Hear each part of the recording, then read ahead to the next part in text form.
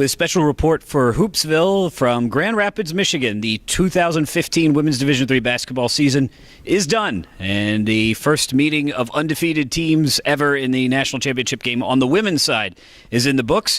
And Thomas More College, for the third season in a row, gives us an undefeated national champion as the Saints roll over George Fox today, 83-63. Joined by Adam Turer from D3Hoops.com and D3 Sports. And Adam, I thought coming into this game that the real question that would determine the winner would be how Thomas More handled the George Fox press full court, and the answer was pretty well. Yeah, absolutely, and they were excited to face it after the last two games against St. Thomas and then last night against Tufts. Teams that like to slow down the pace, real grind them out kind of games. Thomas More wants to get up and go. They want to run. They want to get up and down the court, and they want to put pressure on you. Teams don't press them because this is what happens when you try to press Thomas More. Right. Yeah, we saw what happened tonight is Abby Owings, a freshman point guard, who we've had a chance to talk to during the week. Her final line tonight, 17 points. She hit the three that put the game away with about 6 minutes to play, putting Thomas More up 25, 3 assists, 5 turnovers, and that's not a great ratio, but 5 turnovers against a team that's going to try and force 25-30. Jeff Hands, the head coach for Thomas More, joked in the press conference. He said, I said a special prayer last night that we wouldn't turn it over 30 times, and he didn't. Or they didn't. They turned it over 24. But really, Owings was a one-person press breaker, low to the ground, quickly up the court, no hesitation, and George Fox's press, which is predicated on traps and help, you can't help when someone's running that fast. And I think what the difference is Thomas More did get 18 fast break points out of it, which is to be expected when you're a trapping, pressing team. Most points you give up are going to be on the fast break. But really, what the difference was, I thought, was when Thomas More did get into their half-court offense, they were unstoppable. Sydney Moss did a great job of not settling for outside jump shots and penetrating into the lane. When she penetrated, the George Fox defenders collapsed on her. She would drop it off for wide-open layups. Alexis Santamaria had 10 points in the first half, finished with 14, didn't miss a shot all night. Right. Nikki Kiernan added 16 points in 16 minutes. Almost every shot those two took was from within 2 feet. Easy, wide-open layups, and it was all created by the penetration of Moss. Yeah, if on the other side for George Fox, a rough shooting night for the Bruins in the first half. They shot better in the second half, but they started the game shooting 25%. They were 2 of 6 from the free throw line. We asked them I asked them in the postgame if there was a fatigue factor, not flat in the national championship game. The second half they played better. They shot 50%. They got more shots around the rim.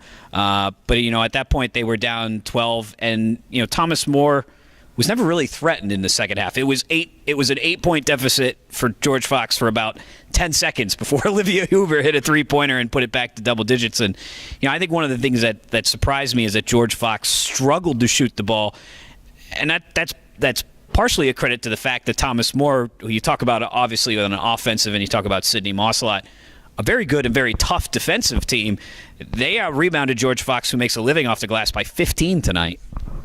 Yeah, George Fox was not getting any offensive rebounds tonight. I'm not sure what the final tally on that. They finished with 12 offensive rebounds, only 31 total. Thomas More had 46 rebounds, 36 defensive, I think, was the key. Right. They were keeping him off the glass. Moss was attacking the boards. And one key game plan adjustment that they made prior to the game, similar to last night against Tufts, was they brought Moss down and had her defend the post.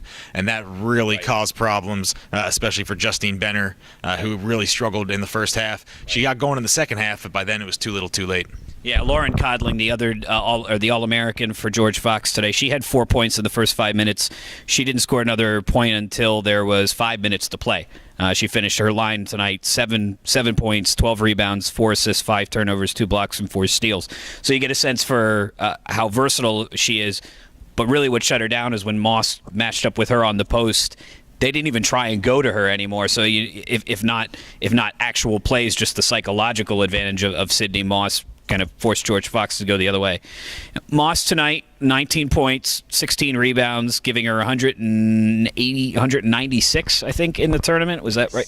197 in the tournament, so that's a new record for Division III. She already had broken it last night.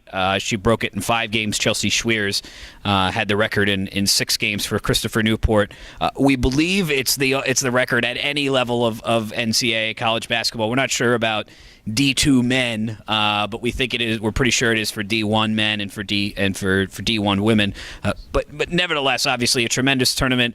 And Moss said it was her first triple double of her basketball playing career, either at Kentucky or I'm sorry, at Florida or at in high school. I thought tonight from Moss, you saw everything that made her, the player of the year. She hit threes. She rebounded when she needed to. She had 10 boards in the first half. And a lot of those points for Santa Maria and Kiernan were set up by wide open passes, either off of Moss or Owings, and break the press, get it right to the rim for easy looks. Yeah, and we've seen her in some games, not for a whole game, but maybe for a half here or there, where the offense struggles, the offense stagnates, and she kind of wants to float around the perimeter, get the ball in her hands at the top of the key, and then try to create a jump shot. I thought she was a lot more aggressive tonight. We've seen it from her in the second half of some games in this tournament, where her team gets behind or it's a close game, and then she'll make the decision to attack the rim more. I thought tonight she did a great job of getting to the basket, creating for her teammates, and really being the aggressor and not settling for jump shots. And Thomas More, they hit many, many huge threes, as they always do, but they weren't settling for that tonight.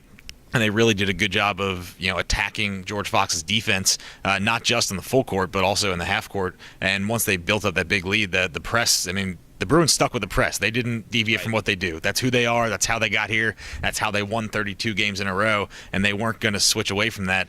But looking back, I don't know if it really helped to stay with it. Yeah, George Fox finished with 32 points in the paint, 10 points off the fast break. They're outscored 18-10 off the fast break. Outscored off the bench by Thomas More, who obviously it's very easy to focus on Sydney Moss, but the Saints reserves outscored George Fox's reserves 26-16 tonight, and really just a complete effort for Thomas More in winning their 33rd game in a row. Broadening this out to a little bit, you've had a chance to watch the Thomas More community really rally behind this. I know the president came up and shook hands with you before the game. Terry Connor, the athletic director, we've talked to him, and the students. There were more students, and they were more colorfully attired, including some of the former women's basketball players at Thomas More.